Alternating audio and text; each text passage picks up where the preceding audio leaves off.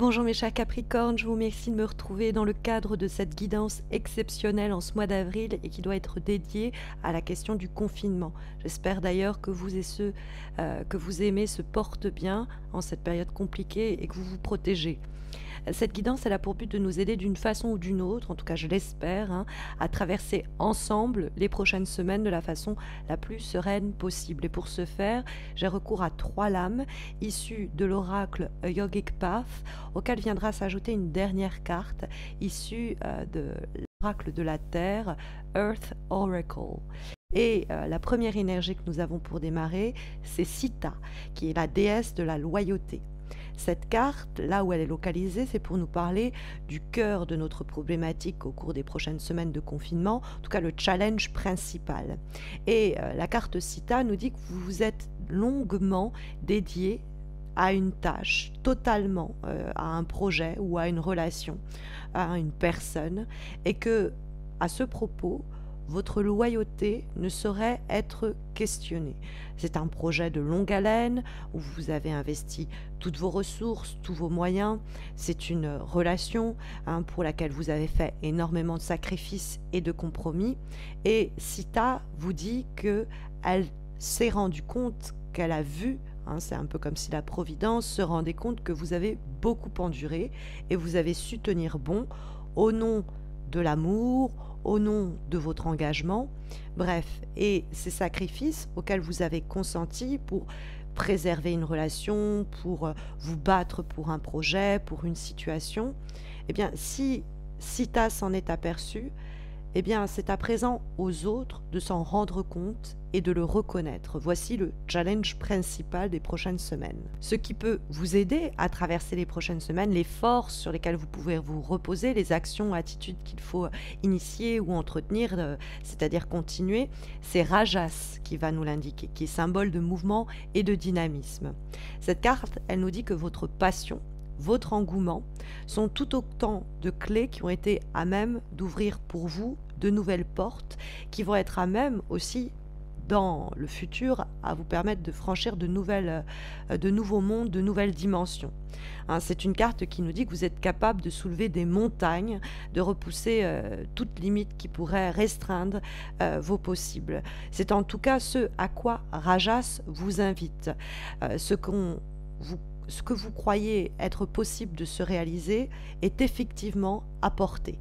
Il y a cette idée que Rajas vous exhorte à concrétiser vos désirs par l'idée de passer à l'action. Alors oui, vous avez déjà beaucoup accompli, Sita nous l'indiquait, grâce à votre dévouement et votre engagement, que Rajas va aussi nous signaler dans l'idée d'engouement et de passion, vous avez encore plus qui vous attend. Donc il y a des possibles encore que vous pouvez révéler, nous indique la carte en question. Ce qui en revanche peut poser problème, les faiblesses, les actions qu'il nous vaut mieux arrêter, éviter, atténuer, c'est Pratyahara qui nous le signale et qui nous dit qu'il nous serait peut-être nécessaire de nous défaire de certaines distractions, notamment sensorielles, dans notre vie du quotidien. En effet, Pratyahara nous invite à un temps de retraite. Alors c'est pile poil ce qu'il nous faut en cette période de confinement, mais c'est l'idée de se retirer d'une distraction.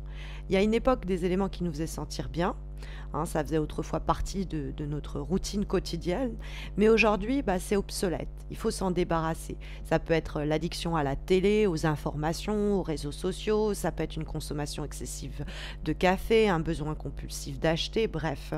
Pratyahara nous invite à identifier la nature des distractions auxquelles nous nous accrochons afin d'identifier celles dont il nous serait bon de nous débarrasser et ainsi de nous en défaire. La dernière énergie que nous avons, la dernière carte est issue de l'oracle de la Terre, donc Earth Oracle, et la carte que nous avons est celle de la cérémonie, qui est une carte liée à l'invocation, l'idée d'invocation. Et elle nous parle de ce à quoi nous devrions au cours des prochaines semaines réfléchir ou ce qui nous serait profitable de faire. Et en l'occurrence, c'est plutôt l'idée de faire, la carte de la cérémonie.